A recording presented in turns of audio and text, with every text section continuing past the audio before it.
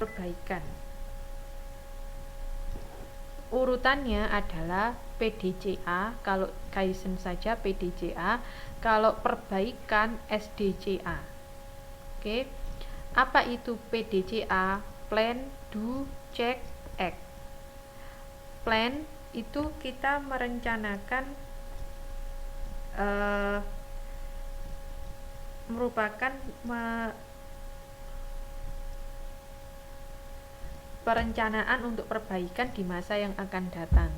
Kalau kita sudah punya rencana, do berarti kita lakukan rencana itu.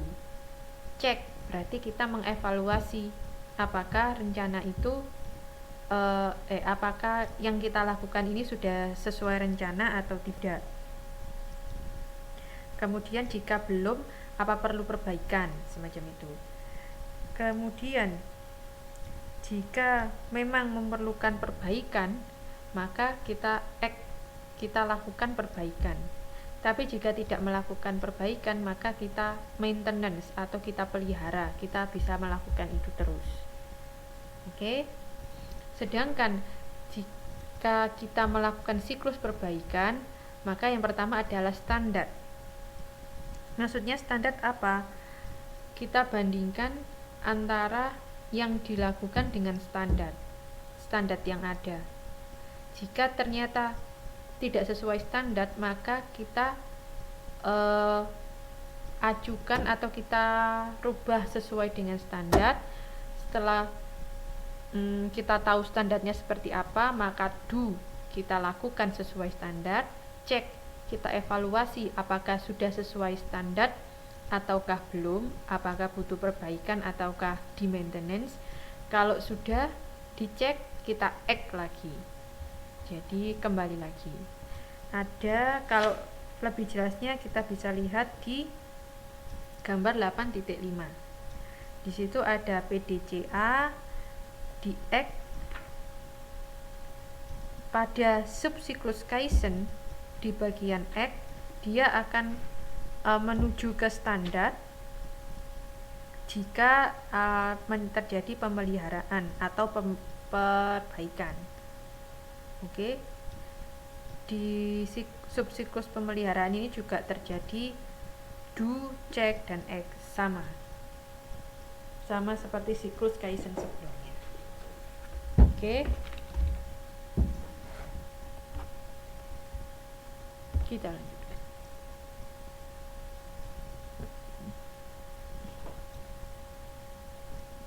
Ini ada di halaman itu. Kemudian selain dari siklus Kaizen, juga kita bisa melakukan benchmarking, yaitu menggunakan praktik-praktik terbaik sebagai standar untuk mengevaluasi kinerja aktivitas. Yang kedua atau selanjutnya, melihat secara internal maupun eksternal dari organisasi.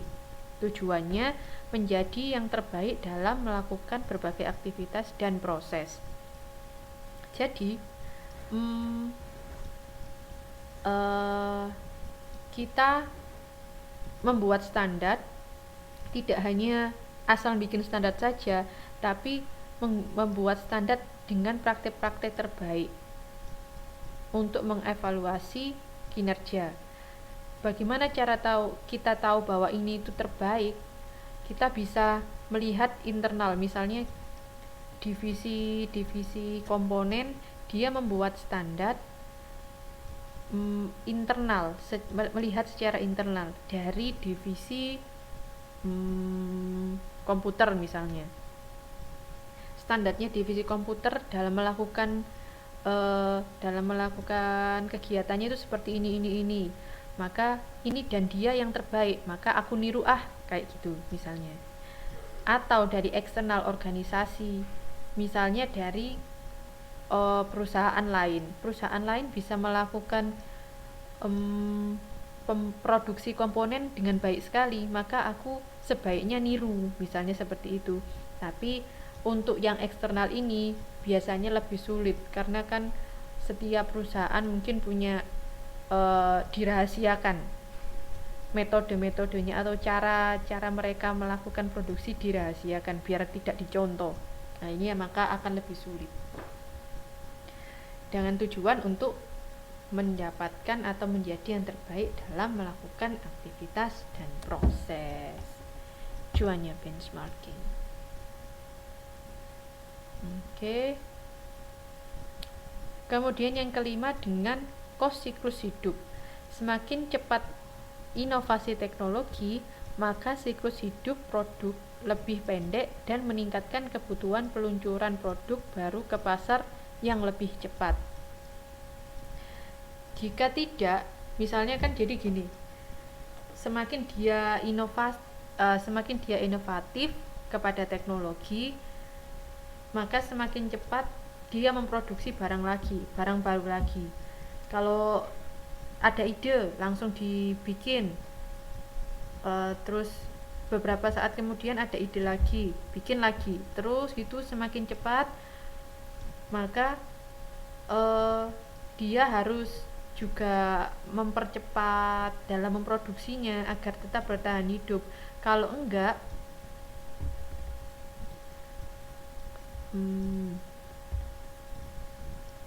kalau tidak, perusahaan bisa kalah sama perusahaan lain yang lebih cepat dalam melakukan inovasi teknologi.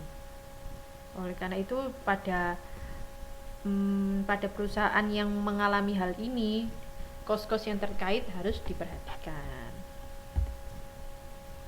Oke.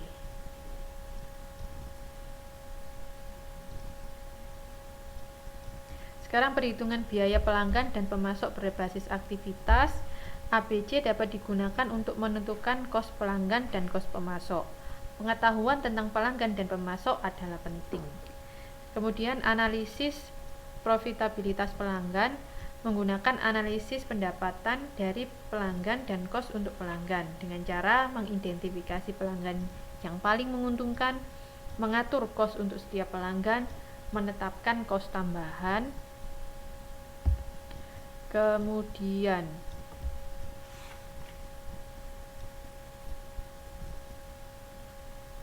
ini semuanya mengurangi kegiatan jasa. Jika kurang pada pelanggan yang kurang menguntungkan, memperkenalkan produk yang lebih menguntungkan, menghentikan produk yang tidak menguntungkan, meningkatkan jasa yang diberikan kepada pelanggan yang menguntungkan atau keseluruhan pelanggan. Jadi ini kita menganalisis pendapatan dari pelanggan. Seperti itu ada di modul, silakan dibaca lagi. Sedangkan untuk analisis kos pelanggan, mengidentifikasi kegiatan dan penggerak kos. Kemudian kos pelanggan bisa diklasifikasikan menjadi kos pelanggan tingkat unit, tingkat batch, tingkat produk, jaringan distribusi, dan pendukung penjualan. Oke. Sudah selesai. Iya. Jadi untuk yang terakhir-terakhir ini teman-teman bisa baca-baca lagi untuk yang analisis pendapatan dan kos pelanggan.